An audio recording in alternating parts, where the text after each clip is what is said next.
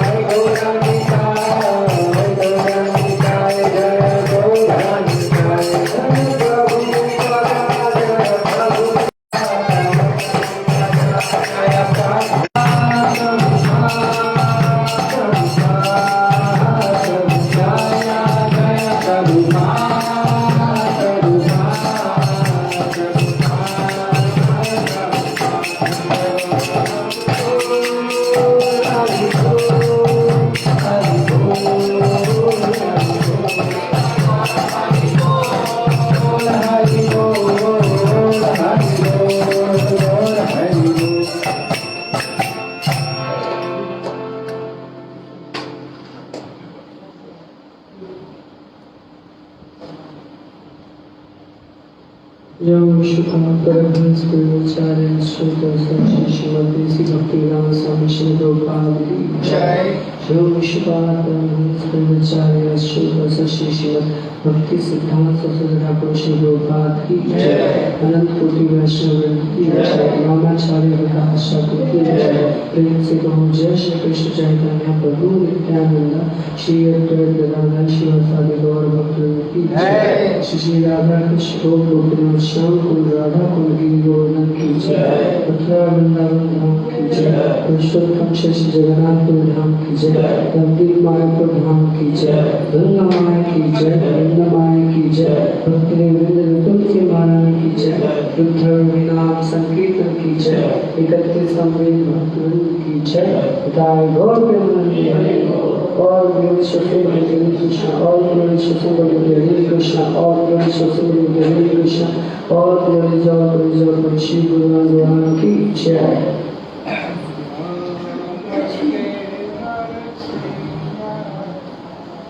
Namaste Narasimhaya.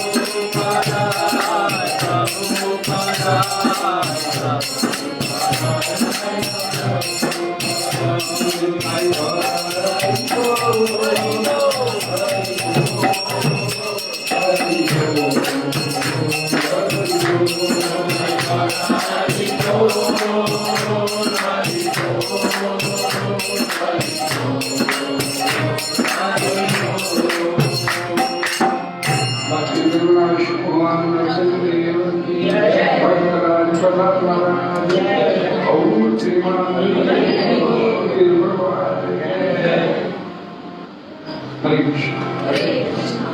पांच minute के बाद हरे कृष्ण माता के कीर्तन करने की सभी प्रार्थना की बोलिए।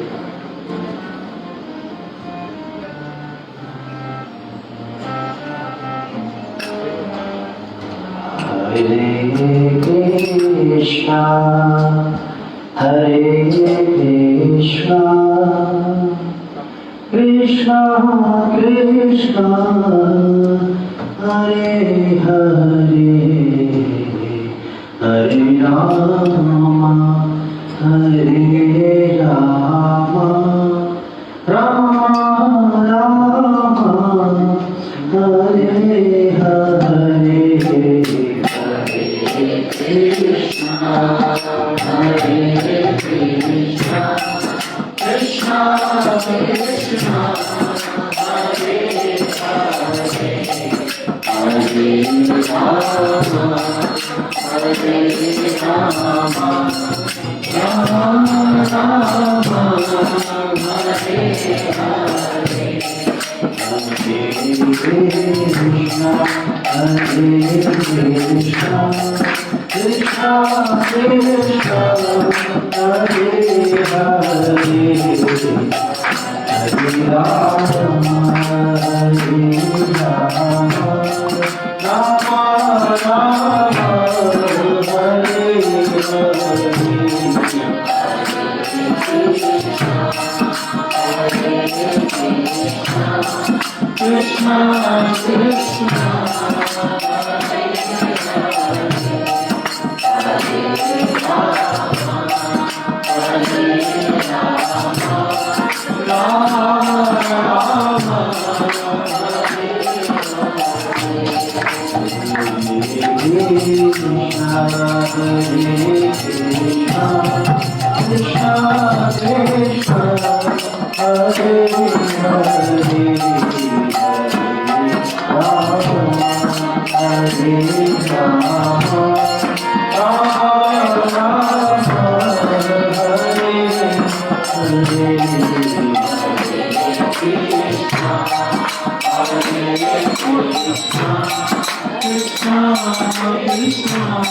Hare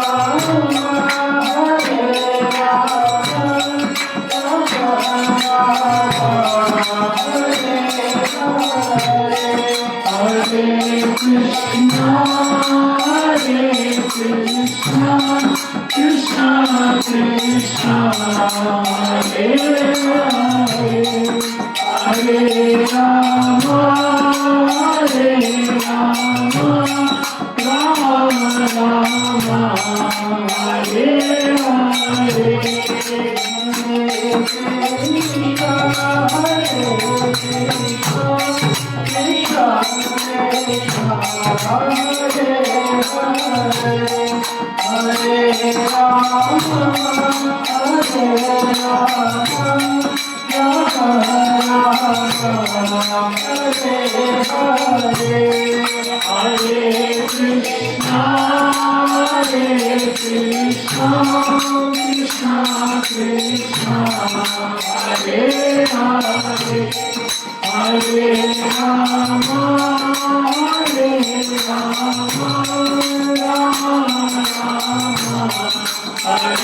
Hare,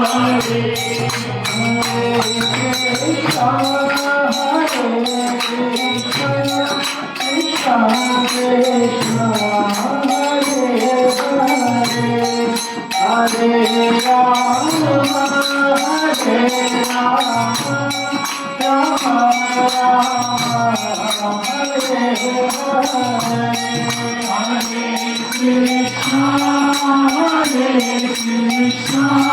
Krishna,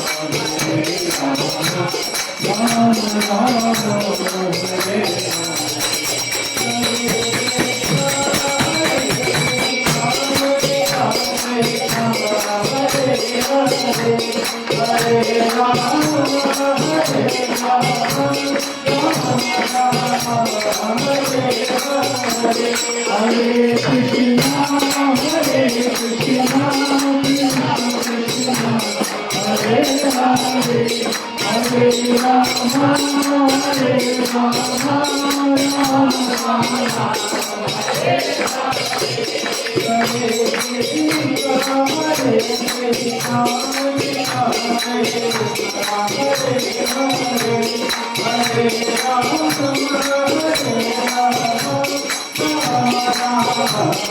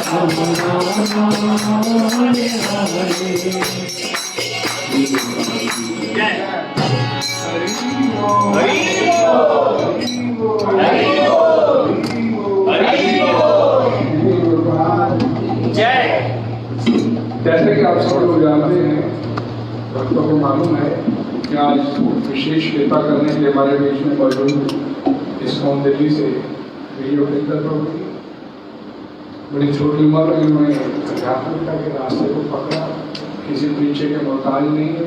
ये पहले भी कथा कर चुके हैं यहाँ पर, और इनका बड़ा सुंदर स्लोगन जो देखिए जो हम लोगों में मुंह मुड़ गया था कि हम अपना दोष नहीं मानते, अपनी गलती नहीं मानते, अपने आप को सही मानते हैं।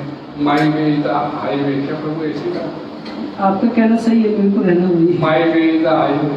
तो ये पहले भी एक देखे गए थे कथा करके बड़ा अच्छा से लोगों ने इसको अप्रिशिएट किया था, और आज फिर हमारे बीच में मौजूद इनसे प्रार्थना करेंगे।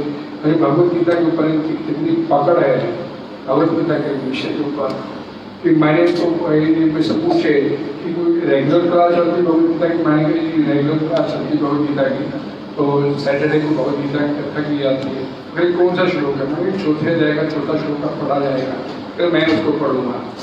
तो ये इनका ये नहीं कि कथाकार आते हैं कथा करने की आती है मैं अपने किसी श्लोक के ऊपर कथा करूँ, बोले नहीं किसी के ऊपर मैं कथा करूँगा। तो आज हमारे बीच में मौजूद आए प्रभु जी विजेंद्र विजय उपेंद्र प्रभु जी, प्रभु जी ने 3 बार हरि बोल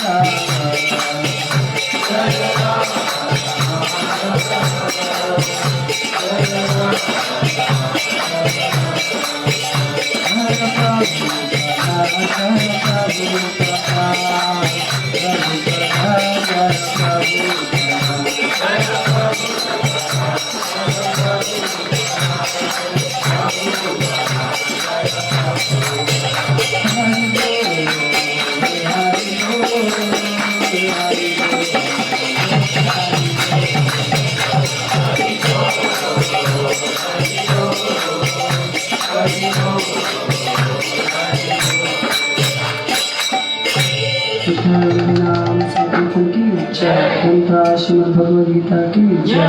सद्गुरु श्री प्रभुपाद की जय। हरे कृष्ण। तो आप सभी भक्तों का हार्दिक स्वागत है। तो मेरा सौभाग्य है कि मैं आप सबके बीच में हूँ और इंस्पिरेशन लेने के लिए आया हूँ दोबारा से। तो भक्तों के संग का ये लाभ है कि हम लोग एक दूसरे भक्तों से इंस्पिरेशन ले सकते हैं, क्योंकि कभी कभी हमारी लाइफ में जो प्रॉब्लम्स हैं उनका सॉल्यूशन भी हमें मालूम होता है। कितने लोगों को ऐसा फील हुआ है जो प्रॉब्लम है उसका सॉल्यूशन भी हमें मालूम है, लेकिन एक चीज़ की कमी होती है, वह सोर्स ऑफ इंस्पिरेशन। तो इसलिए भक्तों के समाज में हम देखते हैं हम भक्तों से प्रेरणा हमेशा ले सकते हैं। तो इसलिए मैं आया हूँ आप सब भक्तों से प्रेरणा लेके जाएँ, विशेष रूप से प्रभु जी से। तो आज हम लोग जो भगवद गीता है उसका चौथा अध्याय दिव्य ज्ञान और श्लोक संख्या है 4, इस पर हम लोग चर्चा करने का प्रयास करेंगे। तो कृपया दोहरा सकते हैं। अर्जुन उवाचा अपरं भवतो जन्म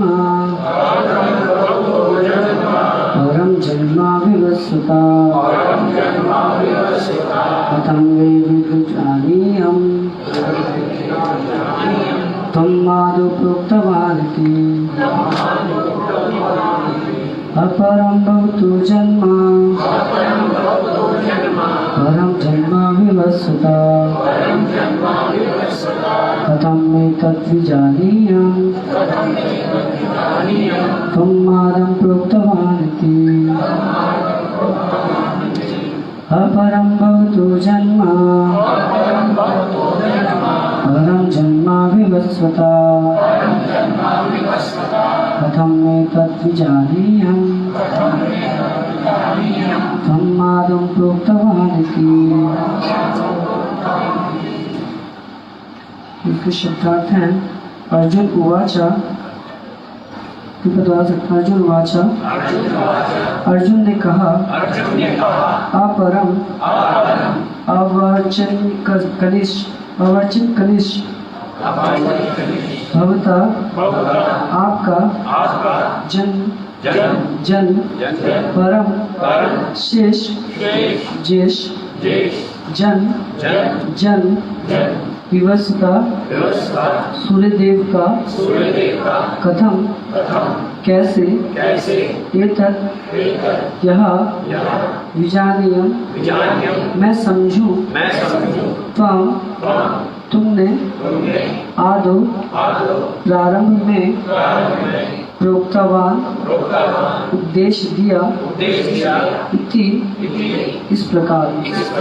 अनुवाद और तात्पर्य जगतगुरु श्री प्रभुपाद के द्वारा श्री प्रभुपाद की जय। अनुवाद। अर्जुन ने कहा सूर्यदेव विवस्वान आपसे पहले हो चुके ज्येष्ठ हैं, तो फिर मैं कैसे समझूं कि प्रारंभ में भी आपने उन्हें इस विद्या का उपदेश दिया था। इनके द्वारा ये अर्जुन ने कहा सूर्यदेव विवस्वान आपसे पहले हो चुके ज्येष्ठ हैं, तो फिर मैं कैसे समझूं कि प्रारंभ में भी आपने उन्हें इस विद्या का उपदेश दिया था। तात्पर्य। जब अर्जुन भगवान का माना हुआ भक्त है तो फिर उसे कृष्ण के वचनों पर विश्वास क्यों नहीं हो रहा था। तथ्य यह है कि अर्जुन यह जिज्ञासा अपने लिए नहीं कर रहा है, अपितु यह जिज्ञासा उन सबों के लिए है जो भगवान में विश्वास नहीं करते, अथवा उन असुरों के लिए है जिन्हें यह विचार पसंद नहीं है कि कृष्ण को भगवान माना जाए। उन्हीं के लिए अर्जुन यह बात इस तरह पूछ रहा है मानो वह स्वयं भगवान या कृष्ण से अवगत ना हो। जैसा कि 10वें अध्याय में स्पष्ट हो जाएगा, अर्जुन भली भांति जानता था कि कृष्ण श्री भगवान हैं और वे प्रत्येक वस्तु के मूल स्रोत हैं तथा ब्रह्मा की चरम सीमा है। निसंदेह कृष्ण इस पृथ्वी पर देवकी के पुत्र रूप में भी अवतरित हुए। सामान्य व्यक्ति के लिए यह समझ पाना अत्यंत कठिन है कि कृष्ण किस प्रकार उसी शाश्वत आदि पुरुष श्री भगवान के रूप में बने रहे। अतः इस बात को स्पष्ट करने के लिए ही अर्जुन ने कृष्ण से यह प्रश्न पूछा, जिससे वे ही प्रामाणिक रूप से बताएं कृष्ण परम प्रमाण है। यह तथ्य आज ही नहीं, अनंत काल से सारे विश्व द्वारा स्वीकार किया जाता रहा है। केवल असुर ही इसे अस्वीकार करते रहे हैं। जो भी हो, क्योंकि कृष्ण सर्वस्वीकृत परम प्रमाण है, अतः अर्जुन उन्हीं से प्रश्न करता है जिससे कृष्ण स्वयं बताएं और असुर तथा उनके अनुयायी जिस भांति अपने लिए तोड़ मरोड़ करके उन्हें प्रस्तुत करते रहे हैं, उनसे बचा जा सके। यह प्रत्येक व्यक्ति के लिए आवश्यक है कि अपने कल्याण के लिए वह कृष्ण विद्या को जाने। अतः जब कृष्ण स्वयं अपने विषय में बोल रहे हो तो यह सारे विश्व के लिए शुभ है। कृष्ण द्वारा की गई ऐसी व्याख्या असुरों को भले ही विचित्र लगे, क्योंकि वे अपने ही दृष्टिकोण से कृष्ण का अध्ययन करते हैं, किंतु जो भक्त हैं वे साक्षात कृष्ण द्वारा उच्चारित वचनों का हृदय से स्वागत करते हैं। भगवान कृष्ण के ऐसे प्रामाणिक वचन की सदा पूजा करेंगे, क्योंकि वे लोग उनके विषय में अधिक जानने के लिए उत्सुक रहते हैं। इस तरह नास्तिकगण जो कृष्ण को सामान्य व्यक्ति मानते हैं, वे भी कृष्ण को आदि पुरुष सच्चिदानंद विग्रह, दिव्य त्रिगुणातीत तथा दिक्काल के प्रभाव से परे समझ सकेंगे। अर्जुन की कोटि के श्री कृष्ण भक्त को कभी भी श्री कृष्ण के दिव्य स्वरूप के विषय में कोई भ्रम नहीं हो सकता। अर्जुन द्वारा भगवान के समक्ष ऐसा प्रश्न उपस्थित करने का उद्देश्य व्यक्तियों की नास्तिकवादी प्रवृत्ति को चुनौती देना था, जो कृष्ण को भौतिक प्रकृति के गुणों के अधीन एक सामान्य व्यक्ति मानते हैं। ज्ञानतिमिरान्धस्य ज्ञानाञ्जनशलाकया चक्षुरुन्मीलितं तस्मै श्रीगुरुवे नमः। श्रीचैतन्यमनोभीष्टं स्थापितं येन भूतले स्वयं रूपा कदा मह्यं ददाति स्वपदान्तिकं। वन्देऽहं श्रीगुरुं श्रीपादपद्मं श्रीगुरुवैष्णवांश्च श्रीरूपं साग्रजातं सहगणरघुनाथं विततं सजीवं साद्वैतं सावधूतं परिजनसहितं कृष्ण चैतन्यदेवं श्री राधा कृष्ण पादां सहगणललिता श्री विशाखान्वितांश्च। हे कृष्ण करुणा सिन्धु दीनबन्धो जगत्पते गोपेश गोपिकान्त नमोस्तुते। तत्काञ्चन गौराङ्गी राधे रामेश्वरी विश्वनाथसुते देवी प्रणमामि हरिप्रिये।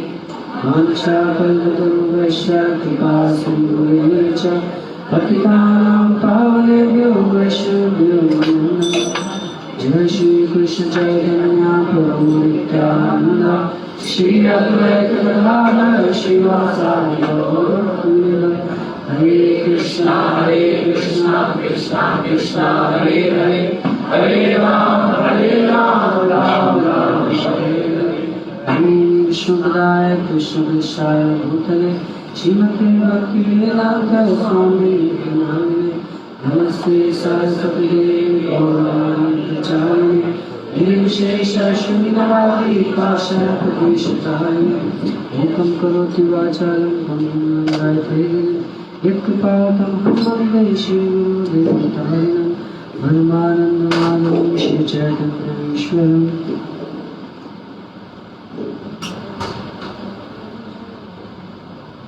हरे कृष्णा। हरे कृष्णा। तो आज का जो श्लोक है वो एक प्रश्न से इसकी शुरुआत है। तो ये प्रश्न जो है वास्तव में अर्जुन का प्रश्न है।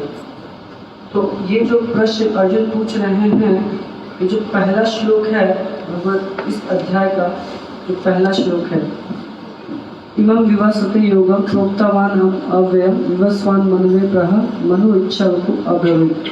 ये जो पहला श्लोक है, इसमें भगवान कहते हैं कि मैंने इस अमर योग विद्या का उपदेश सूर्यदेव विवस्वान को दिया और विवस्वान ने मनुष्यों के पिता मनु को उपदेश दिया और मनु ने इसका उपदेश इच्छा बपु को दिया। अब अर्जुन के मन में ये प्रश्न आ रहा है, लेकिन वास्तव में प्रभुपाद बता रहे हैं ये प्रश्न अर्जुन के मन में नहीं आ रहा। अर्जुन किस लिए पूछ रहा है? हम लोगों के लिए, है ना। कभी कभी समाज सेवा, है ना, जो कई बार प्रश्न पूछने से लोग डरते हैं, तो जो सीनियर्स होते हैं वो क्या करते हैं, प्रश्न पूछते हैं ताकि जो नहीं पूछ पा रहे, जिनको डर लग रहा है, वो क्या है, इस चीज़ को अच्छे से समझ सकें। तो इसलिए यहाँ पे जो अर्जुन है वो यही कार्य कर रहा है। अर्जुन क्या कर रहा है, भविष्य में जो नास्तिकवादी लोग हैं, जो भगवान में इतना विश्वास नहीं करते, उनको जो संदेह है उस संदेह का निराकरण कर रहे हैं। तो इस श्लोक में कुछ चीज़ें हैं जो हम समझने का प्रयास करेंगे। जैसे यहाँ पे अर्जुन कह रहा है जो मैं समझना चाह रहा हूँ, अर्जुन का जो है रिसीविंग मूड है, वो समझना चाह रहे, वो आर्गूमेंट नहीं कर रहे। तो जब हम प्रश्न पूछें तब हमें भी बहुत विनम्रता से प्रश्न पूछना चाहिए। तो यहाँ पर अर्जुन ये बोल रहे हैं, सूर्यदेव विवस्वान आपसे पहले हो चुके ज्येष्ठ हैं, तो फिर मैं कैसे समझूं कि आपने प्रारंभ में भी अपने उन्हें इस विषय विद्या का उपदेश दिया था। तो ये जो समझना है, बताया जाता है भक्ति में सिर्फ 3 चीज़ करनी है हमें। कानों से श्रवण करना है, क्या करना है, श्रवण करना है, बुद्धि से समझना है और हृदय से उसको करना है। बस सिंपल सर, कानों से क्या करना है, बुद्धि से और हृदय से करना है, बस ये 3 चीज़ है। तो यहाँ पे जो अर्जुन है वो समझना चाह रहे हैं। तो आध्यात्मिक जीवन में आगे बढ़ने के लिए जिज्ञासा करना बहुत आवश्यक है। जब तक हम जिज्ञासा नहीं करेंगे तब तक हम आध्यात्मिक जीवन में आगे बढ़ नहीं सकते, क्योंकि कई बार हमारे मन में बहुत सारे संशय होते हैं और उन संशयों को हम नहीं पूछते हैं तो वो संशय इतने गहरे हो जाते हैं कि बाद में हमें फिर पूछने का मौका ही नहीं लगता। या हमें लगता है कि अब पूछेंगे तो जी क्या बोलेंगे, पहले क्यों नहीं पूछा, इतने टाइम से रखे हुए थे उनमें संशय। तो अर्जुन कोई संशय नहीं रखना चाहते, वो पूछ रहे हैं, तो भगवान उनको बताएंगे। तो यहाँ पे प्रभुपाद पहली ही लाइन में बता रहे हैं, जब अर्जुन भगवान का माना हुआ भक्त है तो फिर उसे कृष्ण के वचनों पर विश्वास क्यों नहीं हो रहा। तो कई बार हमारी परिस्थिति ऐसी होती है कि हमें भगवान के वचनों पे विश्वास नहीं होता इतना। कई बार भगवान गीता में बहुत सारी चीज़ें बताएं, हमें लगता नहीं शायद पता नहीं सच है या नहीं है ना। कई बार संदेह आ जाता है हमारे मन में भी। तो ये जो संशय है, कहा जाता है, ये भी एक असुर के समान है और इसका जितना जल्दी हम नाश कर देंगे उतना हमारे लिए अच्छा है। जैसे बताया जाता है भगवान की जो एक एक शब्द हैं वो वास्तव में बिल्कुल सही है। जैसे एक एग्जाम्पल आता है, आप सबने सुना होगा अर्जुन आचार्य का। जो अर्जुन आचार्य हैं, ये वाला अर्जुन नहीं, एक भक्त में है अर्जुन आचार्य। जो अर्जुन आचार्य हैं उनको पूर्ण विश्वास था जो भगवद गीता में एक एक बात जो है वो सही लिखी गई है। तो भगवद गीता में 9 चैप्टर में आता है, अनन्य चिंतयन्तो माम ये जना परिपासते तेषां युक्तम योगक्षेमम वहाम्यहम्। ये जो मेरे अनन्य भाव से भक्ति करता है उसके पास जो कुछ है उसकी मैं सुरक्षा करता हूँ और जो कुछ उसको चाहिए उन आवश्यकताओं की मैं पूर्ति करता हूँ। तो वो बहुत निर्धन व्यक्ति थे, मांग के इधर उधर से क्या है कुछ मिल जाता था तो ले लेते थे। तो एक बार क्या हुआ, कहीं से कोई दान नहीं मिल रहा था, तो उनकी जो पत्नी है वो बहुत चिंतित होने लग गई। ये क्या है, आप यहीं पे बैठे रहते हो, आपको जाना चाहिए, भिक्षा मांगना चाहिए और प्रयास करना चाहिए आपको। बच्चे खाना नहीं खाए हैं, तो क्योंकि माँ का स्वभाव तो होता ही है, खुद मिले ना मिले बच्चों के लिए तो हमेशा चिंतित रहती है। तो क्या है, वो अर्जुन आचार्य को बहुत बोलते हैं। तो अर्जुन आचार्य अपनी पत्नी को समझाते हैं कि भगवान ने बोला है हम अगर सही से भजन करेंगे तो भगवान सारी चीज़ों की पूर्ति अपने आप करेंगे। तो अर्जुन आचार्य की जो पत्नी होती है ना, उनको बहुत गुस्सा आता है, क्या झूठ लिखा, 2 दिन से हमें खाने को नहीं मिल रहा। वो क्या करते हैं, उस श्लोक को इन्हें काट देती है। अर्जुन आचार्य को बोलती है जाओ मांगने के लिए जाओ। तो अर्जुन आचार्य जाते हैं बाहर। जब वो बाहर गए होते हैं तो कृष्ण बलराम स्वयं जो छोटे छोटे बच्चे बन के आते हैं और बहुत बड़ी प्लेट में पूरा भोजन की सामग्री लेके आते हैं। तो जब वो आते हैं तो उनकी जो पत्नी है वो रिसीव करती हैं, बोलती है किसने भिजवाया? कभी अर्जुन आचार्य ने भिजवाया, हम उनके शिष्य हैं और क्षमा कीजिए हमें आने में थोड़ा विलम्ब हो गया। तो पत्नी देखती जब उनके 2 छोटे छोटे बच्चे बहुत सुंदर होते हैं, उनको एकदम हृदय उन पर आ जाता है जी, इतने सुंदर बच्चे और ऐसे सर पे लेके हुए आए हुए हैं। तो लेती है, तो वो जब जा रहे होते हैं तो देखती है उनकी पीठ पर निशान है। तो पूछती है कि तुम्हें किसी ने मारा है क्या? कह रहे हाँ, हम वो आने में थोड़ा लेट हो गया ना, तो क्या है मास्टर जी ने हमें दंड दिया है। तो पत्नी जो उनकी पत्नी होती है उनको बड़ा बुरा लगता है कि ठीक है मैंने भेजा था, लेकिन इतना जुल्म थोड़ा करना चाहिए था छोटे बच्चों पे, मतलब इनको मार दिया। तो उनको बड़ा बुरा लगता है, फिर आने दो, फिर मैं उनको बताती हूँ। तो क्या है, जब अर्जुन आचार्य आते हैं तो कहती हैं कि 2 छोटे छोटे बालक आए थे आपके शिष्य हैं, उन्होंने बहुत सारा भोजन सामग्री दिया है, लेकिन आपने अच्छा नहीं किया, आपने उनको मारा क्यों? तो उन्होंने कहा 2 छोटे छोटे बच्चे हैं, मैंने उनको मारा। तो उन्होंने कहा कौन 2 छोटे छोटे बच्चे हैं? तो कह रहे एक काला था और एक सफ़ेद था। तो जब ऐसे सुनते तो समझ जाते कौन थे वो, कृष्ण बलराम। तो जब वो देखते हैं कि भगवान वास्तव में हमारे घर पे आए थे हमें भोजन सामग्री देने के लिए, तो उनकी पत्नी ने जो श्लोक काटा था उसको समझाते, देखो तुमने गीता के वचनों को काट दिया, लेकिन भगवान ने उसको सत्य करने के लिए स्वयं हमारे पास है। तो वास्तव में भगवान क्या है, एक एक शब्द जो बोलते हैं वो सत्य है। जैसे एक और भक्त थे भगवान के, उनको भी ये मन में संदेह आते, भगवान सबको पोषण करते हैं, सबको खिलाते हैं, देखता हूँ मुझे भगवान कैसे खिलाएंगे। तो क्या करते हैं, एक दिन ना पूरा खाते नहीं है, एक दूर जंगल में चले जाते हैं, एक पेड़ के ऊपर चढ़ जाते हैं, फिर आज नहीं खाऊंगा। तो एक परिवार उस जंगल से निकल रहा होता है, तो क्या करता है, वो उसी पेड़ के नीचे बैठता है लंच करने के लिए। तो सारा खाना खोलते हैं, लेकिन जैसे ही वो खाने जा रहे होते हैं तभी पता चलता है वहाँ पे डाकू आ गए। तो जैसे ही डाकू सुनते हैं तो खाना छोड़ छाड़ करके भाग जाते हैं। अब ये ऊपर बैठे बैठे सब देख रहे होते हैं, यार देखता हूँ मैं भी भगवान कैसे खिलाता है। तो डाकू आते हैं तो देखते हैं अरे नीचे पूरा भोजन वोजन रखा हुआ है, किसका है? तो कहते हैं भूख तो लगी रही, चलो खा लेते हैं। लेकिन जैसे ही खाने जा रहे होते हैं उनके मन में संशय आता है, जैसे खुले में कौन खाना छोड़ के जाएगा?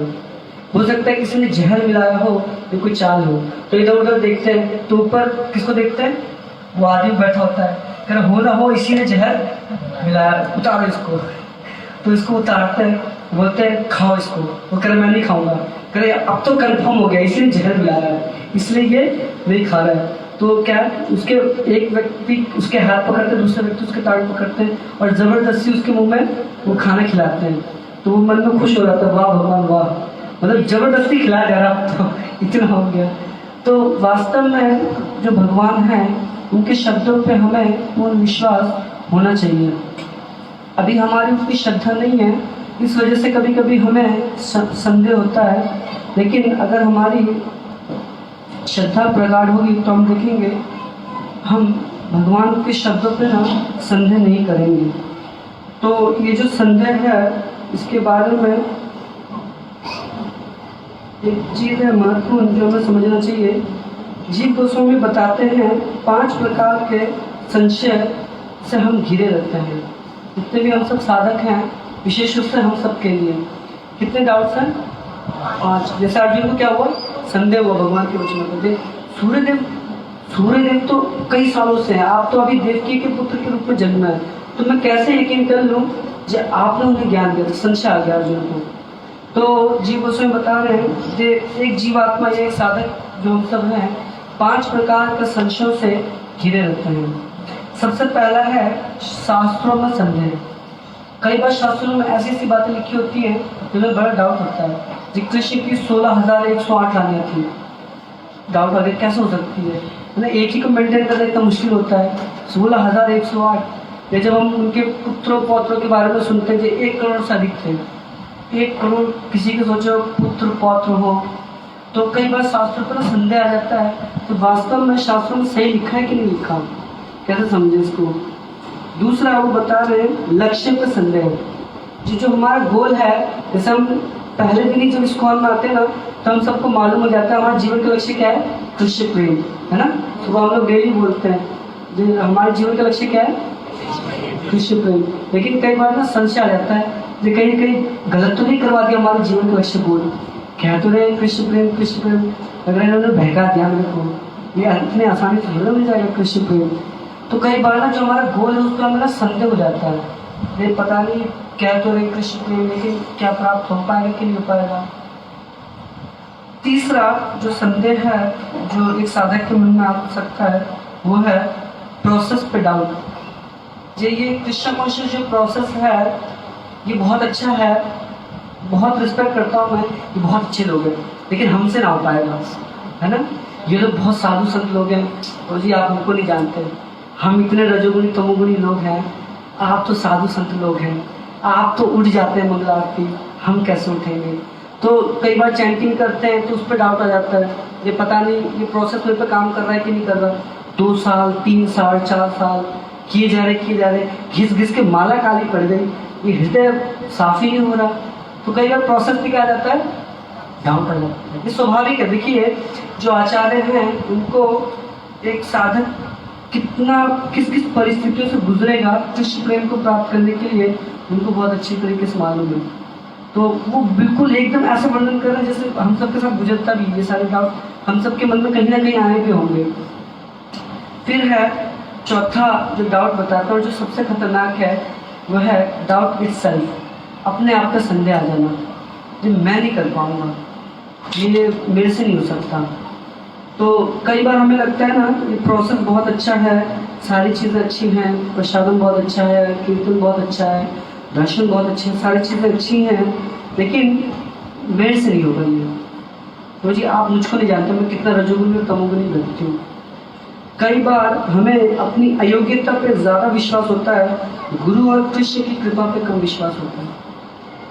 गुरु और कृष्ण की जो कृपा है ना उसमें बहुत शक्ति है, लेकिन हमें क्या लगता है हमारी योग्यता को कम नहीं कर सकते, तो हमें अपने आप में बहुत संदेह होता है कि हम शायद नहीं कर पाएंगे।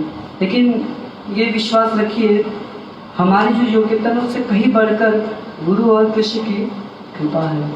अगर उस पर विश्वास होगा, एक डिवोटी बहुत अच्छा बता रहे थे, वो बता रहे थे अगर सिर्फ ये विश्वास हो जाए ना जी कृष्ण मेरे वेल विशर हैं, वो मेरे शुभचिंतक हैं, वो किसी भी परिस्थिति में मेरा बुरा नहीं करेंगे, तो हृदय एकदम प्रसन्नता से भर जाएगा। हमेशा कृष्ण मेरी सुरक्षा के लिए हमेशा मेरे शुभचिंतक हैं, तो कुछ दे भी रहे हैं तो उसमें घबराने की जरूरत नहीं है। सिर्फ ये एक विश्वास हो जाए कि कृष्ण मेरे वेल विशर है, वो कभी मेरे साथ बुरा नहीं करेंगे। कई बार लोग नास्तिक इसलिए हो जाते हैं क्योंकि उनके जीवन में बहुत कष्ट आता है, तो कहते हैं मैंने भगवान को इतनी अगरबत्तियाँ दिखाई, पूरा कमरा धुआं धुआं हो गया, धुआंधार भक्ति की मैंने एकदम, लेकिन कुछ हुआ ही नहीं, बताओ भगवान है ही नहीं, तो नास्तिक हो गए, भगवान पे डाउट आ जाता है। इतनी भक्ति करने का भी कुछ नहीं हो रहा, मतलब भगवान है ही। अगर भगवान होते तो सुनते ना मेरी, लेकिन भगवान नहीं है तभी तो नहीं सुन रहे मेरी, तो इसलिए डाउट इटसेल्फ। और पांचवा है विरोधाभास में समन्वय ना बिठाने के कारण संदेह। कई बार शास्त्रों में हम पढ़ते हैं बहुत सारी चीज़ें हमें कॉन्ट्रडिक्टरी लगती हैं, जो एक दूसरे को काट रही हैं। जैसे बताया जाता है ऑल्टर में कोई भी हड्डी मांस ये सब नहीं होना चाहिए, लेकिन जो शंख हम लोग ऑल्टर में रखते हैं वो क्या है, हड्डी है। तो डाउट आ जाता है भैया ये कैसे। तो शास्त्रों के जो कॉन्ट्रडिक्टी हैं उनमें संबंध ना बिठाने के कारण कई बार हमारे अंदर संदेह आ जाता है। और ये जो कृष्ण कॉन्शियस प्रोसेस है प्रभुपाद ने दिया है, प्रभुपाद कहते हैं Krishna conscious is a pure science, इसमें थ्योरी भी और प्रैक्टिकल भी है, इसको बहुत आसानी से समझा जा सकता है।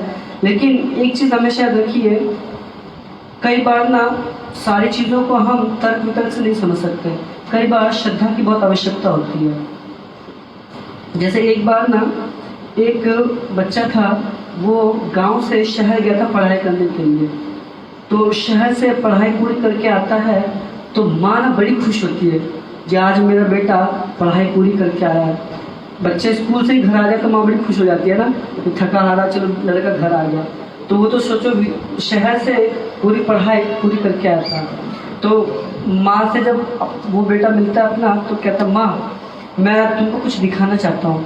तो माँ बोलती बेटा देख तू तो थक के आया है, तेरे लिए मैं कुछ लाती हूँ। तो माँ क्या करती है, प्लेट में 2 लड्डू और पानी लेके बेटे के पास जाती है। ये तू थक के हारे आया है, तू इधर बैठ पानी पी, ये लड्डू खा। वो कहता नहीं माँ मैं तुमको कुछ दिखाना चाहता हूँ। तो लड़का बोलता है जब मैं कुछ दिखाना चाहता हूँ, माँ बोलता है क्या दिखाना चाहता है। तो लड़का बोलता है माँ मैं अपनी विद्या का ना चमत्कार दिखाना चाहता हूँ। तो माँ कहती है क्या चमत्कार। कह रहा मैं झूठ को सच साबित कर सकता हूँ, सच को झूठ साबित कर सकता हूँ, ये मेरी विद्या का चमत्कार है। कि झूठ को मैं सच बता सकता हूँ, सच को। तो माँ कहती देख बेटा मैं गांव की भोली भाली स्त्री हूँ, इस चमत्कार मत्कार पर मेरे को विश्वास नहीं, तो ये लड्डू खा पानी पी आराम कर, मैं तुझे खुश दिखना चाहती हूँ। तो लड़का कहता नहीं माँ मैं तुम्हें दिखाऊंगा। तो माँ कहती है ठीक है दिखाओ फिर। तो जो लड़का होता है वो कहती है माँ ये प्लेट में कितने लड्डू हैं। तो माँ कहती है 2 लड्डू है। तो लड़का कहता नहीं 3 लड्डू है। माँ कहती है बेटा देख मैं ही तेरे लिए निकाल के लाई हूँ, प्लेट में कितने लड्डू हैं 2। लेकिन लड़का कहता है यही तो मेरी विद्या का चमत्कार है, अभी प्रूफ करूँ मैं। कहती हाँ करो। तो लड़का कहता है देखो गिनो माँ कितने हैं। तो माँ गिनती है ये 1 और ये 2। तो जैसी 2 पे उंगली रखती है बेटा कहता है 2 और 1। माँ समझ नहीं पाती उसकी, आप लोग भी समझ नहीं पाए होंगे शायद ना। तो क्या है दोबारा से बोलती है, माँ पूछती क्या क्या क्या क्या। तो लड़का कहता है क्या क्या तुम्हारे सामने क्या मैंने। क्या दोबारा बताओ क्या कितने लड्डू। कह रहे 2 लड्डू नहीं 3। कह रहे ये 1 और ये 2, 2 और 1। गणित का सिंपल सा हिसाब है। तो बेटा कहता देखा माँ मेरी विद्या का चमत्कार। तो माँ कहती देख बेटा मैं गांव की भोली भाली स्त्री हूँ, मुझे ये चमत्कार का तो पता नहीं, लेकिन मुझे इतना मालूम है प्लेट में लड्डू कितने हैं 2। तो पास में ना उसके पिताजी बैठे होते हैं, अब बाप तो बाप ही होता है तो पिताजी ने बेटे को बोला कि बेटा तुम्हारी माँ भोली भाली है, लेकिन हम समझ रहे हैं कि तुम बिल्कुल सत्य कह रहे हो, हमें पूरा विश्वास है कि तुम बिल्कुल सत्य कह रहे हो। बेटा एक काम करो प्लेट इधर लाओ। तो पिताजी क्या करते हैं 1 लड्डू खुद खा लेते हैं। कह रहे बेटा देखो 1 लड्डू हमने खा लिया, 1 लड्डू अपनी माँ को खिला दो और जो तीसरा लड्डू बच्चों वो। तो मोरल ऑफ द स्टोरी क्या है, तर्क से जीत गए लेकिन मिला क्या। तो कई बार हम लोग कृष्ण कॉन्शियस को समझने के लिए ना बहुत आर्ग्यूमेंट करते हैं, बहुत लॉजिक बहुत रीजनिंग लगाते हैं। प्रभुपाद के पास भी एक बार आया एक व्यक्ति, Swami ji can you see me God, आप मुझे भगवान दिखा सकते हो। प्रभुपाद ने कहा सिट डाउन, अभी लेक्चर चल रहा है, लास्ट में क्वेश्चन आंसर सुन लेंगे। तो बैठ गया थोड़ी देर के लिए, फिर खड़े हो गया, Swami ji can you see me God. Prabhupada कह रहे बस 5 मिनट और 5 मिनट और, उसके बाद क्वेश्चन आंसर सुन लेंगे। फिर खड़ा हो गया, Swami ji can you see me God, challenge के साथ एकदम। तो प्रभुपाद जी बोले देखो मैं भगवान को ना देख रहा हूँ, तुम बार बार खड़े हो जाते हो ना भगवान दिखते नहीं, तो बैठ जाओ। तो उसके पीछे ही भगवान। तो कई बार हम लोग चैलेंज लेके आएंगे ना तो आंसर हमें मिलेगा भी तो हम समझ नहीं पाएंगे। लेकिन अर्जुन की योग्यता क्या है, अर्जुन समझना चाह रहा है। अर्जुन बोल रहा है जब मैं समझ नहीं पा रहा आप मुझे कैसे समझाइए, जो आप कैसे ज्येष्ठ हैं। तो यहाँ पे प्रभुपाद तात्पर्य में आगे बता रहे हैं जो अर्जुन को तो पूर्ण विश्वास था और 10वें अध्याय में ये पता चलेगा जो अर्जुन वास्तव में ये अपने लिए नहीं पूछ रहा था प्रश्न। तो वो 10वें अध्याय का 12वां और 13वां नंबर श्लोक है जिसमें अर्जुन कहते हैं अर्जुन उवाच परम ब्रह्म परम धाम पवित्रम परमं भवान पुरुषं शाश्वतं दिव्यं आदिदेवं मजं विभु अहुस्तं ऋषिया सर्वे देवर्षि नारस्तथा असितो देवलो व्यासा स्वयं चैवाववेशिमे। तो यहाँ पे अर्जुन ने कहा आप परम भगवान परम धाम परम पवित्र परम सत्य हैं, आप नित्य दिव्य आदि पुरुष अजन्मा तथा महानतम हैं। नारद असित देवल तथा व्यास जैसे ऋषि आपके सत्य की पुष्टि करते हैं और अब आप स्वयं भी मुझसे प्रकट कर रहे हैं। तो अर्जुन को वास्तव में पूर्ण विश्वास है, लेकिन अर्जुन क्या है दूसरों के लिए ये प्रश्न पूछ रहा है। तो यहाँ पे एक शिक्षा जो हमारे लिए है ये हमें आध्यात्मिक जीवन में आगे बढ़ने के लिए प्रश्न पूछने बहुत आवश्यक है। कई बार जब हम भक्ति में 2-4 साल या कुछ टाइम बिता लेते हैं तब हम प्रश्न पूछना बंद कर देते हैं। हमें लगता है ठीक है, पढ़ लेंगे या सुन लेंगे, या प्रश्न पूछने की जो हमारे अंदर इच्छा होती है वो हम छोड़ देते हैं। तो यहाँ पे एक शिक्षा हमारे लिए ये है कि हमें प्रश्न पूछना चाहिए, क्योंकि अर्जुन भी अपने संशयों का निवारण कर रहे प्रश्न पूछ के। अगर अर्जुन ने प्रश्न नहीं पूछा होता तो भगवान अपने बारे में स्वयं नहीं बताते। ये श्लोक जो अर्जुन पूछे इसके बाद भगवान स्वयं बोलेंगे कि बहुनी में व्यतीतानि जन्मानि त्वचा अर्जुन तानि हम वेद सर्वाणि मातुम वेता परं तपा। श्री भगवान ने कहा तुम्हारे तथा मेरे अनेकानेक जन्म हो चुके हैं, मुझे तो उन सब का स्मरण है, किंतु हे परंतप तुम्हें उनका स्मरण नहीं रह सकता। फिर फर्दर भगवान अपने बारे में बताना शुरू करते हैं। तो ये सब हमें भगवान के शब्दों से डायरेक्ट सुनने का मौका मिल रहा है। क्यों? क्योंकि अर्जुन ने प्रश्न पूछा था, तो हमें प्रश्न पूछना चाहिए। और अर्जुन प्रश्न पूछ रहा है तो अर्जुन को ये विश्वास भी है कि भगवान उनके सारे संशयों का निराकरण कर सकते हैं। जैसे दूसरे अध्याय के 7वें श्लोक में जब अर्जुन शरणागत करते हैं, भगवान को बोलते हैं कि अब मैं आपका शिष्य हूँ और आप कृपया मुझे उपदेश दें जो मेरे लिए हितकर है, वो मुझे समझाइए। तो अब प्रभुपाद आपको बताते हैं कि अब अर्जुन क्या है, मित्र जैसी क्या व्यवहार नहीं कर रहा, वो गुरु शिष्य की पोजीशन में आ गया। अब वो स्वीकार कर रहा है कि भगवान क्या है, एक गुरु की पोजीशन में, और वो मेरे संशयों को दूर कर सकते हैं। तो जब हम प्रश्न पूछें तो ये विश्वास भी होना चाहिए हमें, ये हमारे प्रश्नों का निराकरण कर सकते हैं। तो कई बार हमें ना सीनियर से, कई बार जब हमें सीनियर्स पूछते हैं कुछ तो हम सीनियर्स को ना बड़े हल्के में ले लेते हैं, या सीनियर से झूठ बोल देते हैं हम। जैसे कई बार प्रभु जी लोग पूछते होंगे जो जब कर रहे हैं कि नहीं कर रहे, या मंगला आरती चल रही है कि नहीं चल रही, तो कई बार हम लोग झूठ भी बोल देते हैं कि हाँ हाँ चल रही है, जब क्योंकि फॉलो बहुत लेते हैं ना, तो चैंटिंग चल रही कि नहीं चल रही, मंगला आरती हो रही कि नहीं हो रही, तो इतना फॉलोअप लेते हैं। तो कई बार ना चाहते हुए भी ना क्या बता दे क्या चल रहा है हमारा तो कई बार हम लोग क्या है झूठ बोल देते हैं। लेकिन जो हमारे सीनियर हैं, जो वरिष्ठ जन हैं, उनको सब मालूम है, उनसे हम झूठ नहीं बोल सकते। इसलिए जब वो कुछ पूछते हैं या हम जब अपने शेयर करने जाते हैं उनसे, तो हमें ना सच बताना चाहिए। हमें ये नहीं सोचना चाहिए हम उनको ना धोखा दे देंगे। जैसे भगवान से अर्जुन पूछ रहे हैं तो अर्जुन को पूर्ण विश्वास है, लेकिन हमें कभी कभी ना विश्वास नहीं होता। हम सोचते हैं ठीक है सीनियर्स कुछ पूछे तो झूठ बोल रहे हैं, उनको इसको बना, लेकिन सीनियर्स को ना सब मालूम है, उनको हम झूठ नहीं बना सकते हैं। जैसे एक बार ना 4 कॉलेज के फ्रेंड थे, तो 4 कॉलेज के फ्रेंड थे, तो एग्ज़ाम डेट बहुत करीब आ गया, जस्ट अगले दिन ही एग्ज़ाम था। तो जब इंडिया में टेंडेंसी है कि जो पढ़ाई होती है वो तो एग्ज़ाम से कुछ दिन पहले होती है, अब तो वो भी नहीं बचा था, सिर्फ एक दिन अगले दिन एग्ज़ाम था। तो जो 4 दोस्त होते हैं ना बड़े चिंतित हो जाते हैं, ये यार कैसे करें, कल ही एग्ज़ाम है और कुछ पढ़ाई हुई नहीं है। तो 4 दोस्त क्या करते हैं, मीटिंग करते हैं कि कैसे करें। तो वो लोग क्या करते हैं, उसमें से एक दोस्त बोलता है देखो मेरे पास ना एक आइडिया है, मैं जैसा बताऊँ ना बस तुम वैसे ही करना, हमें क्या है 2-4 दिन मिल जाएंगे और हम 2-4 दिन अच्छे से तैयारी करके एग्ज़ाम निकाल देंगे। तो सारे दोस्त एग्री कर जाते हैं, चलो ठीक है। तो क्या करते हैं वो लोग एग्ज़ामिनेशन हॉल में ना जैसे ही कॉलेज के गेट पर पहुंचते हैं तो अपने कपड़ों पे ना मिट्टी लगा लेते हैं ये, और माथे वाथे में मिट्टी लगा लेते हैं बहुत एकदम। तो जैसे ही कॉलेज एग्ज़ामिनेशन हॉल में पहुंचते हैं 45 मिनट्स लेट पहुंचते हैं। तो जो एग्ज़ामिनेशन टीचर होता है वो पूछता है जब तुम्हें पता नहीं एग्ज़ाम का टाइम क्या है, तुम इतना लेट कैसा है। तो जो लीडर होता है वो कहता है सर क्या बताएं सर आपको, सर हम तो घर से बिल्कुल सही समय पर निकले थे, लेकिन सर रास्ते में ना हमारे साथ ना ट्रेजेडी हो गई। तो सर कहता अच्छा क्या ट्रेजेडी हो गई। तो कहता सर हम जिस गाड़ी से आ रहे थे ना उसका टायर फट गया और सर हमें बड़ी मुसीबत हुई, पंचर लगवाया, इसको ढूंढा। देखिए सर आप तो जानते हैं हम पढ़ने वढ़ने वाले लोग हैं, तो सर 2-4 दिन हमें और दे दीजिए, हम एग्ज़ाम दे देंगे सर, हम एग्ज़ाम देने से मना नहीं कर रहे।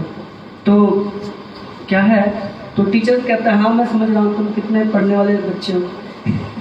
तो क्या है, टीचर कहता है ठीक है मैंने तुम्हें 2-4 दिन दिए, 2-4 दिन बाद में तुम लोगों का अलग से एग्ज़ाम ले लूँगा। तो जो सारे दोस्त होते हैं ना बड़े खुश होते हैं, बाहर निकल के आते हैं तो कहते हैं आइडिया काम कर गया, 2-4 दिन मिल गए। अब वो लोग अच्छे से क्या है पढ़ाई करते, खूब अच्छे से पढ़ाई करते हैं। और जैसे ही इन्होंने बोला होता सर को, तो 3-4 दिन के बाद जाता सर के पास, sir now I am ready, अब हमारा एग्ज़ाम ले लीजिए। तो टीचर क्या करता है, इन सबको ना अलग अलग रूम में बिठाता है, अलग अलग रूम में बिठाता है और सबको क्वेश्चन पेपर देता है। और क्वेश्चन पेपर में सिर्फ 2 प्रश्न, एक 99 नंबर का और एक प्रश्न था सिर्फ 1 नंबर का था। तो जो फर्स्ट पहले नंबर का क्वेश्चन था वो था राइट योर नेम, अपना नाम लिखिए, कितने नंबर का, 1 नंबर का। और 99 नंबर का जो क्वेश्चन था वो था गाड़ी का कौन सा टायर फटा था। तो लोगों ने ये तो प्लानिंग नहीं की थी, तो सबने अलग अलग लिखा। और जब एग्ज़ाम सबमिट किया तो टीचर ने पकड़ लिया। तो मोरल ऑफ द स्टोरी क्या है, हमारे जो सीनियर्स हैं ना, हमें उनसे झूठ नहीं बोलना चाहिए, उनको सब मालूम है। हम झूठ बोलेंगे या उनसे छुपाने का प्रयास करेंगे ना, उनको सब मालूम है।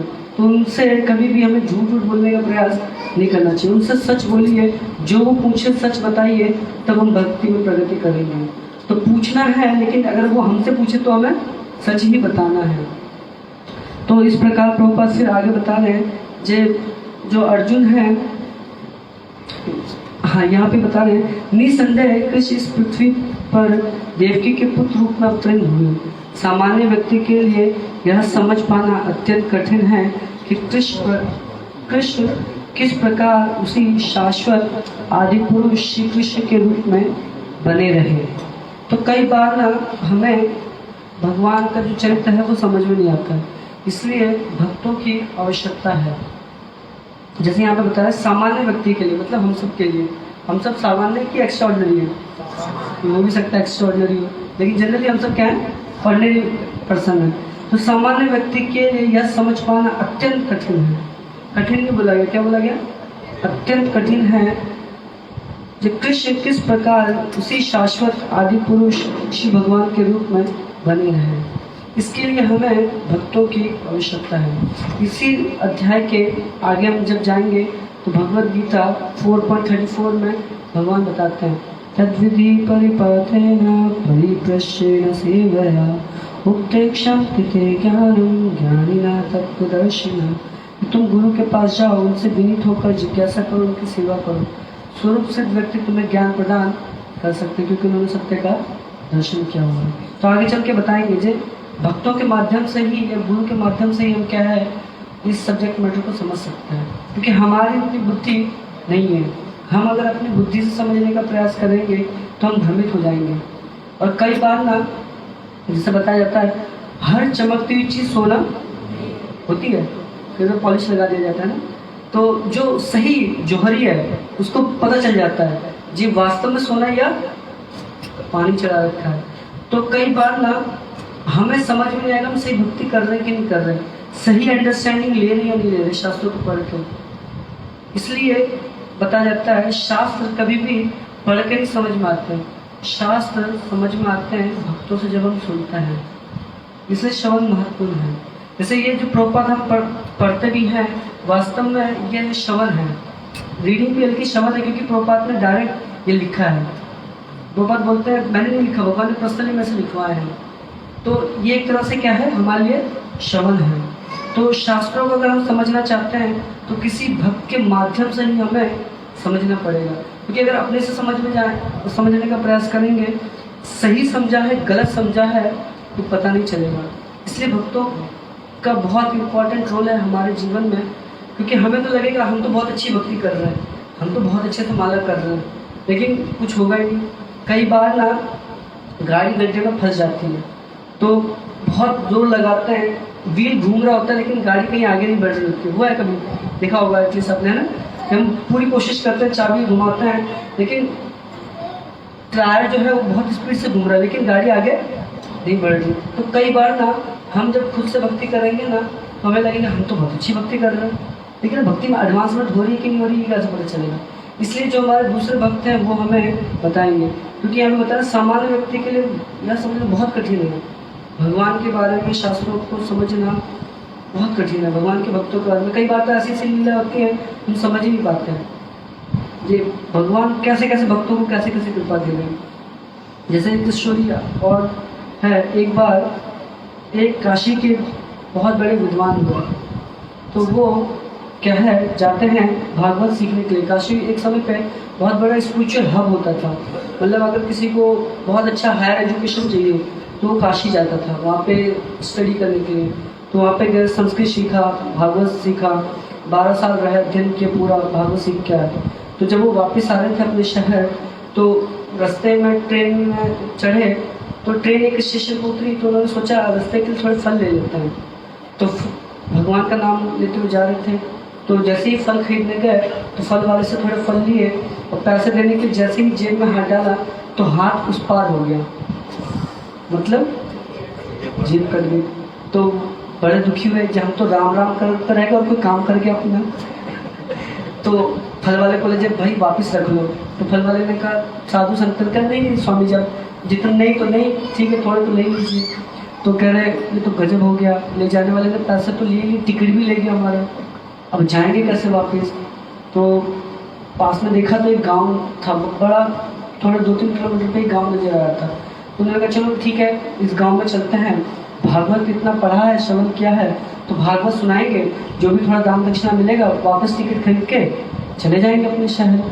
तो गांव गए, तो गांव में ना ढूंढते ढूंढते जो उस गांव का पुरोहित था उसके पास पहुंचे। जे बोले उनसे नमस्कार, हम काशी से आए हैं, सोचे इसका कुछ प्रभाव पड़ेगा। तो वो गए, बोले हम काशी से आए हैं। तो जो पुरोहित था बोले कलकत्ता से आ जाओ, हमको क्या उससे कोई भाव ही गया। तो उनको लगा दी हम काशी से, हम भागवत करते हैं, तो अपने सरपंच से बोल के भागवत करवा लीजिए अपने गांव में। तो जो पुरोहित होता है वो कहता भागवत ये क्या होता है, हमारे गांव में तो किसी ने इसका नाम ही नहीं सुना। तो कहता है हम भागवत करते हैं। अपने राजा एक बार सरपंच से बोल के तो देखो। तो बोलते जाओ जाओ यहाँ से जाओ, हमारे सरपंच को यही काम रह गया है, कोई सब नहीं कराते, जाओ। तो जो काशी के विद्वान थे बोले देखो तुम भी जाति से ब्राह्मण है, हम भी जाति से ब्राह्मण है, तुम्हें तो हमारी सहायता करनी चाहिए और तुम हमें ऐसा बता रहे हो। तो बोलते हैं ये ठीक है चलो बैठ जाओ। तो बैठते हैं, सरपंच जी के पास जाते हैं। तो सरपंच जी कुछ पंचायत निपटा रहे होते हैं। तो उनके पास क्या है जाते बोलते हैं जो विद्वान जी आए पंडित जी काशी से और वो कुछ भागवत करते हैं, ऐसे ही बता रहे हैं, तो अपने गांव में भी करवा ली जाए।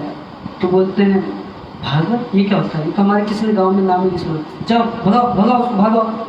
तो जो पुरोहित जी थे उनको बड़ा बुरा लगा, देखो इसकी वजह से हमें ऐसा सुनने को मिला, हम पहले ही बोले थे जी हमारा सरपंच ऐसे नहीं है जो सुने उन्हें। तो इतनी देर में क्या है जो सरपंच जी थे उनके ना जो छोटे छोटे नाती वो आ जाते हैं और वो रोने लगते हैं कि हमें भागवत देखना है, हमें भागवत देखना है। भागवत सुनी जाती है कि देखी जाती है।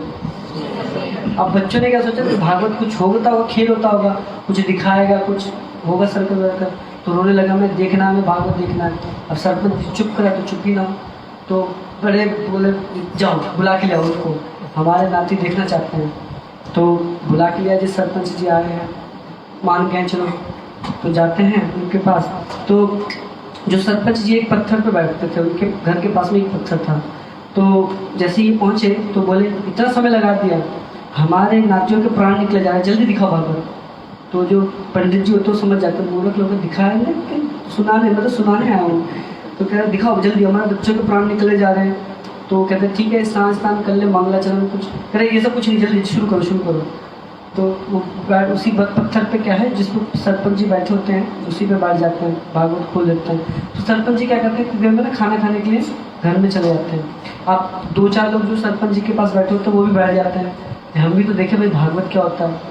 तो ऐसे खोल के बैठे हो, नाती जो बच्चे हैं वो भी एकदम ध्यान से बैठे हुए हैं। तो इन्होंने बुक खोली और कथा करनी शुरू की, ओम नमो भगवते वासुदेवाय। अब ऐसे करते करते ये श्लोक पे श्लोक पूरा पढ़ के सुनाए जा रहे हैं। अब 1 घंटा हो गया। अब इतनी देर में क्या सरपंच जी ना वापस आ जाते हैं खाना खा के। और होता क्या है ना, जनरली आश्चर्य की बात है वो उसी शिला पर सोया भी करते थे। तो उन्होंने देखा भैया शिला तो गिर गई है, ऐसे बैठे हुए हैं। तो इन्होंने इधर उधर देखा तो क्या किया, पंडित जी की जान को सर रख के सो गए। अब सो गए तो ठीक, लेकिन क्या है अभी खराटे मारे, उधर वो श्लोक पढ़े, इधर बैकग्राउंड म्यूजिक। तो इन्होंने कहा भैया मुख्य श्रोता तो यही था, कुछ लेता देता यही देता, अब यही सो रहा है। तो इन्होंने ना उसको उठाया, तो पंडित जी उठिए, पुण्य का फल है, भागवत हुई भागवत सुन लीजिए। अब वो गांव का इतना बड़ा आदमी, उसको कोई उठाता नहीं था। वैसे भी किसी को कोई सोते हुए उठाते बड़ा गुस्सा आ जाता है ना, तो मुझको महाराज मिल जाते सब लोग है ना, एकदम कैसे उठा रहे। तो इनको बड़ा गुस्सा आया, तो सरपंच जी को जैसे उठा उनकी एकदम लाल लाल आँखें, उनको कोई उठाता नहीं था। तो पंडित जी ना डर गए, वो पंडित जी सरपंच जी कथा हो रही, कथा में सोना नहीं चाहिए, उठ जाइए।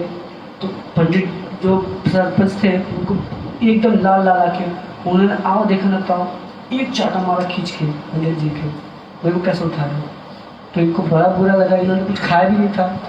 तो अब भूखे व्यक्ति को एक तो ऊपर से परेशान कर दो, तो क्या है, इन्होंने भी भागवत रखी साइड में, एक मारा खींच के सरपंच के। अब जैसे सरपंच के मारा ना, सरपंच को और बुरा लगा। एक तो बताओ, हमें पहली बार हाथ उठा दिया किसी ने, तो उन्होंने भी खींच के मारा कि दोनों में ना खूब लड़ाई हो गई। अब कोई ना छुड़ाए ना, सारे गांव वाले हाँ जी हट जाओ, भागवत शुरू हो गई है। अब भागवत शुरू हुई है तो सब लोग देख रहे हैं, कुछ लोग कह रहे हैं हाँ भागवत सुनना तो दूर, हमसे तो भागवत देखी भी नहीं जा रही। तो क्या सब लोग को छुड़ा ली, और जो छुड़ाने जाए तो कुछ लोग बोले देखो नहाए नहीं हो, भागवत चल रही है, डिस्टर्ब मत करना।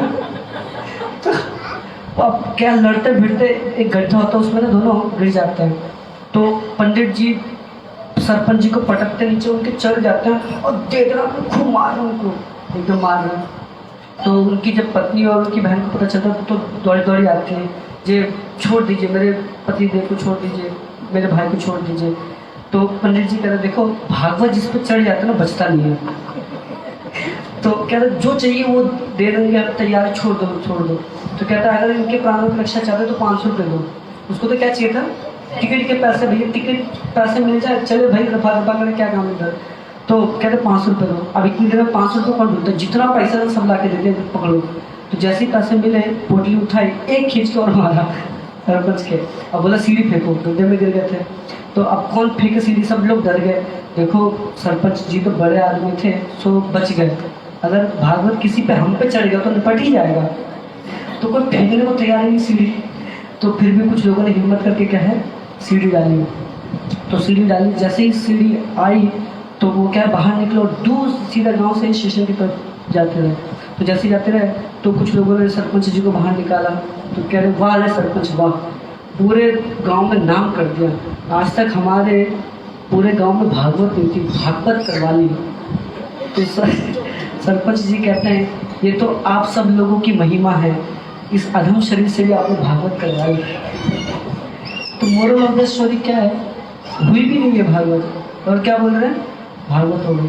तो कई बार जब हम खुद से करेंगे ना तो हमें लगेगा हम तो भक्ति बहुत अच्छे से कर रहे हैं, हम तो सही समझ रहे हैं, देखो भगवान ने यहाँ पे ऐसा समझा। कई बार गलत भी कोट कर देते हैं हम लोग, क्यों, क्योंकि हम अपनी बुद्धि से समझने का प्रयास कर रहे हैं। इसलिए हमें सीनियर्स के पास जाना है, इसको एक परंपरा के माध्यम से समझना है। भगवान पहले श्लोक में भी ये बोले ना कि परंपरा से ये ज्ञान प्राप्त हुआ है, ऐसे नहीं किसी ने अपने आप से प्राप्त कर लिया। तो ये जो भगवद गीता का ज्ञान है, हमें भी एक परंपरा के माध्यम से जो हमारे वरिष्ठ जन हैं उनसे हमें इस ज्ञान को प्राप्त करना है, तब हम इसको वास्तविक में सही ढंग से समझ पाएंगे। वरना गीता सुनने के बाद भी ना कई लोग गीता की बहुत रिस्पेक्ट करते हैं लेकिन उसको अपने जीवन में नहीं उतारना चाहते। क्यों, क्योंकि समझा नहीं इस तरीके से। अर्जुन ने भगवद गीता समझी तो अंत में बोला जो नष्ट मोह स्मृति लब्धा तो प्रसाद करिष्य वचन। तो अब आप जैसा बोलेंगे मैं करने के लिए तैयार हूँ, तो किया भी। लेकिन अगर हम सिर्फ सुने जा रहे करने के लिए तैयार नहीं है, इसका मतलब वास्तव में हम लोग ने भगवद गीता को सही से समझा नहीं है। और लास्ट में प्रभुपाद बहुत महत्वपूर्ण बात बता रहे हैं, जो अर्जुन द्वारा भगवान के समक्ष ऐसा प्रश्न उपस्थित करने का उद्देश्य उन व्यक्तियों की नास्तिकवादी प्रवृत्ति को चुनौती देना था जो कृष्ण को भौतिक प्रकृति के गुणों के अधीन एक सामान्य व्यक्ति मानते हैं।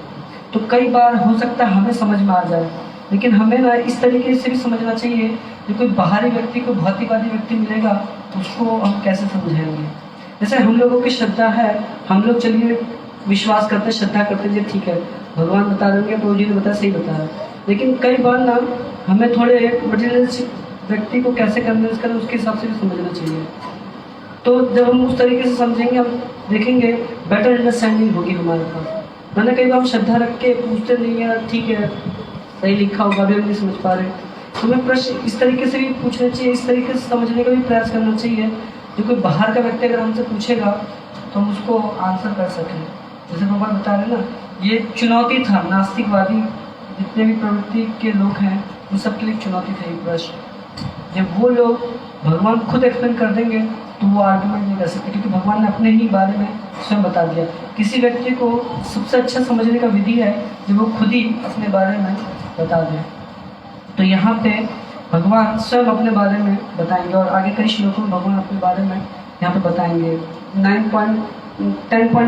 4.10 तक भगवान अपने बारे में बताएंगे और 4.9 जन कर्म चामे दिव्यम एवं योमेति तत्व तोक्ता देह पुनर्जन्म नीति मामेति स्वर्जन। जो मेरे जन्म कर्म है वो क्या है, दिव्य है। तो भगवान अपने बारे में काफ़ी सारी चीज़ें बताएंगे, बहुत सारी चीज़ें भी आगे हम लोग पढ़ेंगे और समझेंगे। तो इस तरीके से आज का जो श्लोक है हमें समझना है जो हमारे अंदर जो भी संशय हैं उन संशयों को हम जल्द दूर करें, क्योंकि संशय जो है ये एक असुर के समान है। फिर हम लोगों ने डिस्कशन किया था जो एक साधक के अंदर 5 प्रकार का संदेह आ सकता है। पहला कौन सा डिस्कशन किया था, कौन बता सकते हैं? हाँ, दूसरा लक्ष्य का, तीसरा, चौथा, हाँ, पांचवा। आप लोग छुट्टी दे रहे, जितना याद था उतना तो बता दिए, इसलिए लिख लेना चाहिए। पांचवा था शास्त्रों में समन्वय न बिठाने के कारण जो कॉन्ट्रडिक्टी उनसे हमें संदेह उत्पन्न होता है, तो वो हम लोगों ने डिस्कशन किया था। फिर हम लोगों ने देखा था, हम लोगों ने समझा था कि यहाँ पे जो हम समझने का मेंटालिटी होना चाहिए। समझने अगर हम चाहेंगे तो तभी हम इसको समझ पाएंगे विनम्र भाव से। जैसे अर्जुन समझना चाह रहे हैं, तो जब हम सीनियर के पास जाए समझने के लिए वो समझाएं, कुछ पूछे तो हमें उनसे सही बताना चाहिए, क्योंकि वो हमारे सीनियर है, उनको सब मालूम है, सब छुपा नहीं सकते। वो एग्जाम्पल से 4 दोस्तों की कहानी सबने समझा था। फिर आगे हम लोगों ने डिस्कशन किया था कि भगवान आदि पुरुष हैं और ये एक सामान्य व्यक्ति के लिए बहुत कठिन है इसको समझना। तो कई बार हम अपने से नहीं समझ पाएंगे, जैसे भागवत हुई भी नहीं और सोच रहे भागवत हो गई, तो इसलिए हमें सीनियर्स की आवश्यकता है, हम सही से समझें, क्योंकि अपनी बुद्धि से हम नहीं समझ पाएंगे। और फिर अंत में हम लोगों ने ये समझा क्या है, ये भगवान, ये अर्जुन जो है, ये भगवान को उनको कोई डाउट नहीं है, ये दूसरों के लिए पूछे, जो नास्तिक प्रवृत्ति के लोग हैं उनके लिए प्रश्न पूछे। तो कई बार हमें प्रश्न इस तरीके से भी समझने चाहिए, जो कोई बाहर का व्यक्ति, कोई नास्तिकवादी व्यक्ति मिलेगा तो उसको कैसे हम समझा पाएंगे, मतलब वो समझेगा नहीं, भावुक लोग हैं, बस मंदिर चले जाते हैं, उनको पता होता कुछ नहीं, पढ़ता होता कुछ नहीं। लेकिन हम जब सही से उनको प्रॉपर लॉजिक और रीजनिंग के साथ बताएंगे तब वो सही से समझ पाएंगे, उनको लगेगा कि हाँ मेरे को भी जाना चाहिए। कई बार हो सकता है हम ना समझा पाएँ, लेकिन जो हमारा विश्वास होगा ना उसको इतना समझ में आ जाएगा कि हो सकता है ये जहाँ लेके जाएगा शायद वहाँ पे मेरे को मेरा आंसर मिल जाएगा। तो इसलिए हमें इस तरीके से भी समझना चाहिए। ठीक है, थैंक यू वेरी मच। किसी का कोई प्रश्न है तो पूछ सकता है या कोई कमेंट। Any question? पूर्ण ज्ञान, दिव्य ज्ञान मिल गया सबको।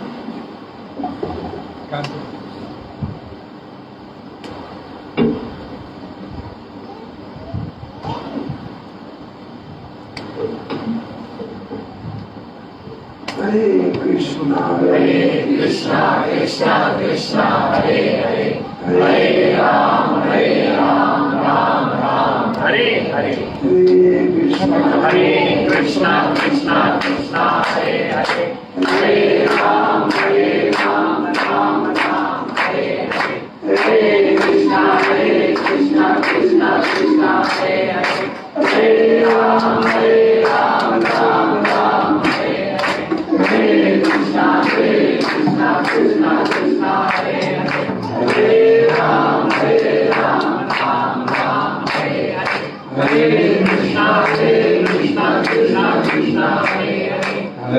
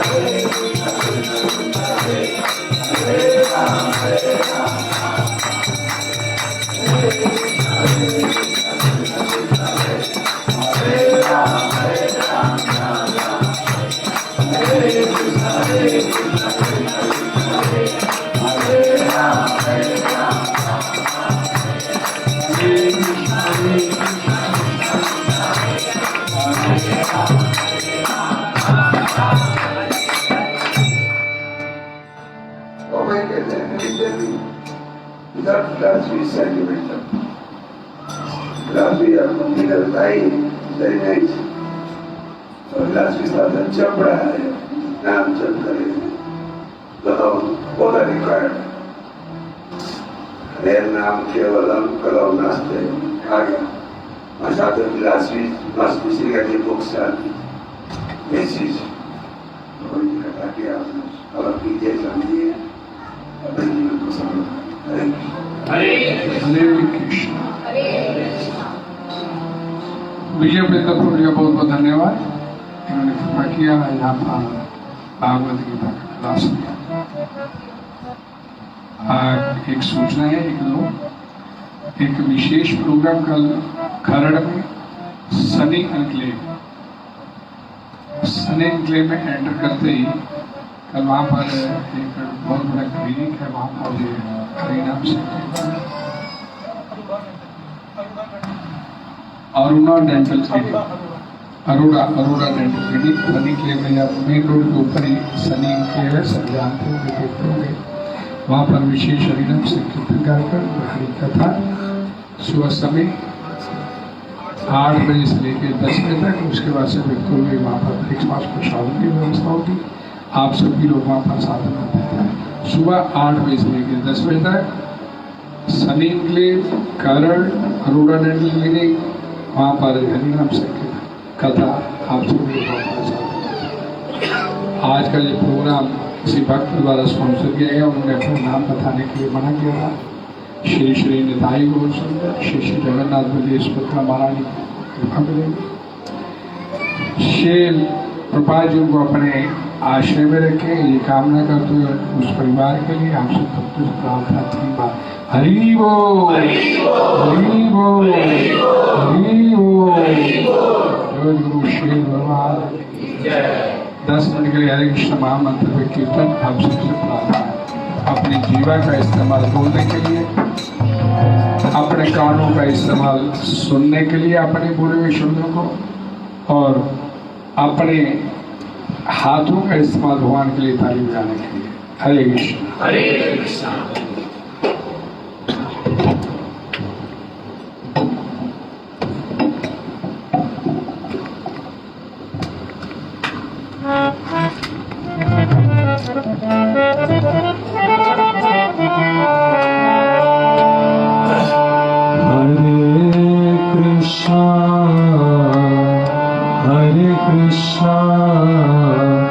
Krishna Krishna Hare Hare Hare Rama Hare Rama Rama Rama Hare Hare Hare Krishna Krishna Krishna Hare Hare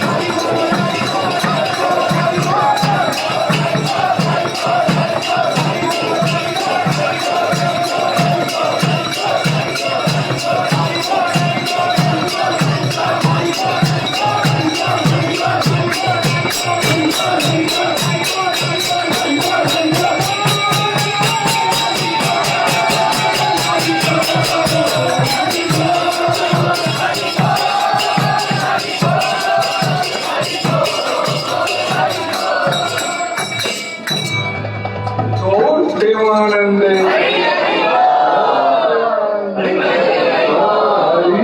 Premanand Shri भगवान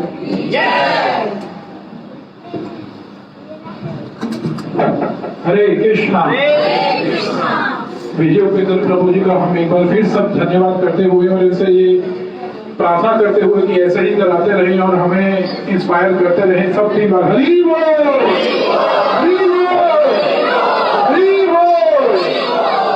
और जैसा कि प्रभु जी ने कल बताया, कल बहुत ही भव्य प्रोग्राम हरि नाम संकीर्तन है सुबह 8 से लेकर 10 बजे तक। ये आप जानते हैं सनी क्लेव, अगर आप पटियाला रोड से निकले सीधी सनी क्लेव ही खत्म होगी, कहीं पे आपको मुड़ना नहीं है। सिंपल सीधी सड़क है रोड, एयरपोर्ट रोड, वो सीधा सनी क्लेव पे ही खत्म होती है और वहीं पर बहुत ही भव्य हरिनाम संकीर्तन है। तो सब लोग उसमें सादर आमंत्रित है।